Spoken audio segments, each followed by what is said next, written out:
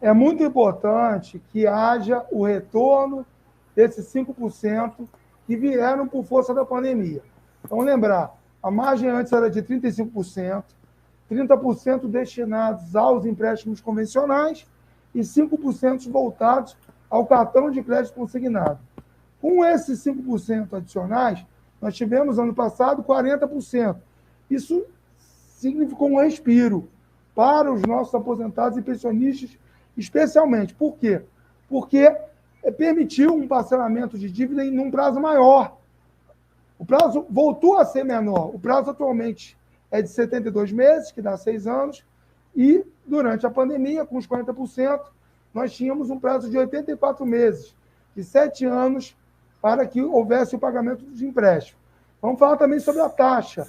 A taxa anterior de empréstimo rodava em torno de algo de 1,8%, passou para 2,14% ao mês. Tudo isso é reflexo da crise, da questão inflacionária, de uma série de dificuldades. Mas, como essa margem ela se transformou em algo essencial, especialmente para os idosos, já que a maioria se encontra negativada, nós precisamos lutar. Se fosse uma lei, você continuaria com a vigência desses 50% nesse ano e nos anos seguintes.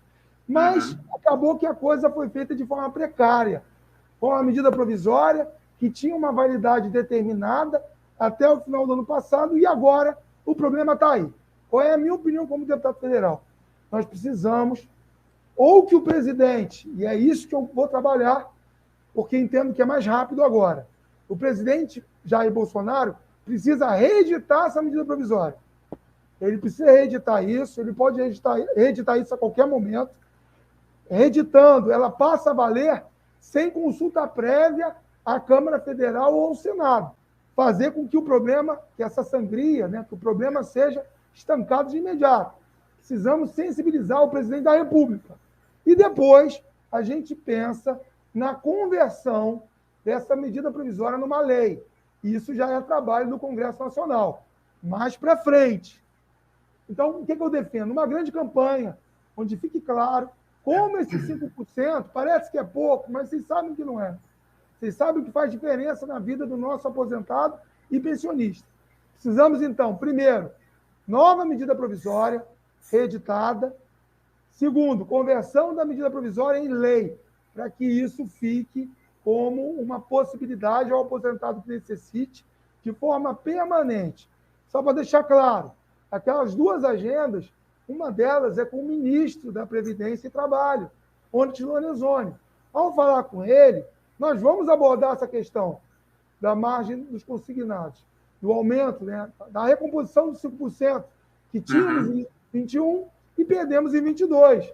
E a gente sabe, eu volto a bater nessa tecla porque é importante, o ministro Onyx é muito próximo do presidente Bolsonaro. Inclusive, assim que eu fui eleito, no ano de 2018, eu fui fazer uma visita ao então candidato Jair Bolsonaro, lá na Barra da Tijuca, na casa dele. Ele já tinha sido esfaqueado, infelizmente, lá em Minas Gerais.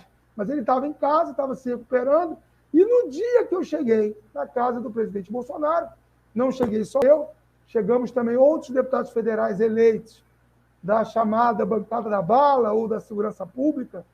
Nós fomos fazer uma visita a um candidato, era a véspera do segundo turno. Quem estava lá na casa do presidente, então candidato? O deputado federal Onyx Lorenzoni. Isso dá uma ideia da proximidade. Ele já estava lá conversando, estava inclusive com a futura primeira-dama. Eu acredito, sim, que quando pessoas de bem se unem e lutam por aqui ninguém está fazendo nada de errado, ninguém quer nada de irregular. A gente quer... Veja, seria tão bom se os aposentados e pensionistas tivessem um aumento de seus proventos e não dependesse de fazer empréstimo nenhum. Mas existe uma diferença entre o mundo real e o mundo ideal. O mundo ideal nem sempre ele é possível, mas nós precisamos trabalhar para que esse mundo real seja melhor. E é isso que nós estamos fazendo aqui. Eu acredito que, no máximo em março, nós vamos ter essa agenda lá no Ministério de Previdência e Trabalho e vamos explicar por que o consignado é tão importante.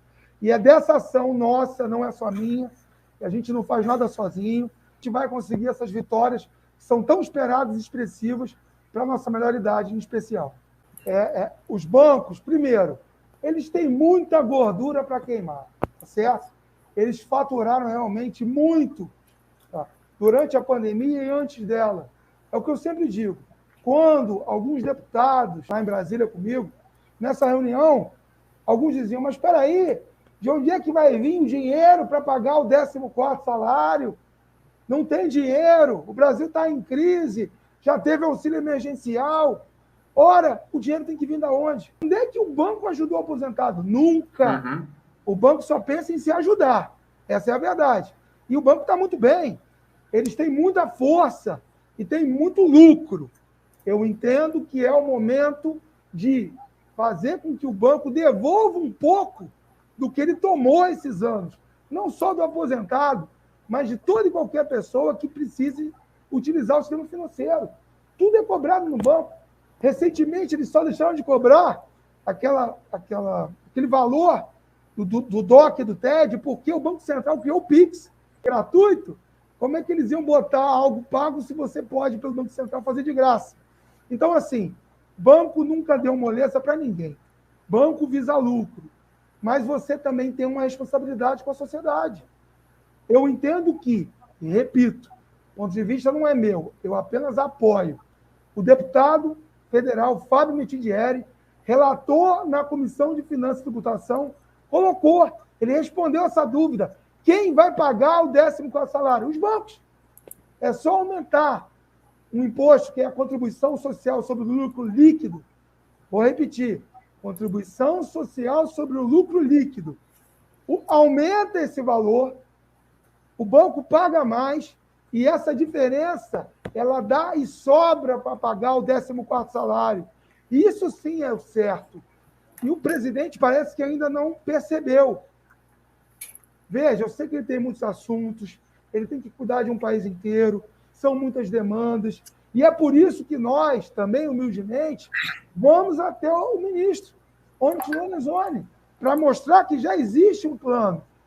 O dinheiro não vai sair do cofre da União, ele vai entrar vindo dos bancos, que vão pagar um imposto um pouco maior, e a gente vai, então, realinhar a economia, na minha opinião, conseguindo encaminhar esses dois abonos, que, como bem falou, com muita propriedade, de uma forma muito clara.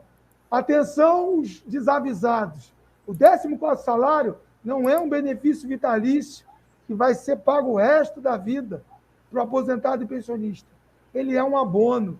14º foi para que ficasse claro que durante 2 anos o governo tem, na minha opinião, sim, uma obrigação de fazer esse dinheiro chegar.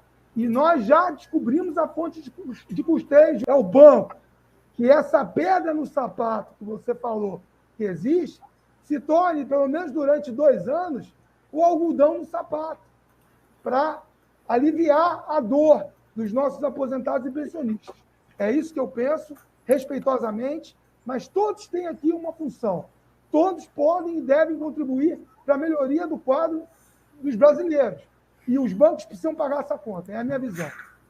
Para o banco não significa muita coisa, mas para o aposentado e pensionista significa muito.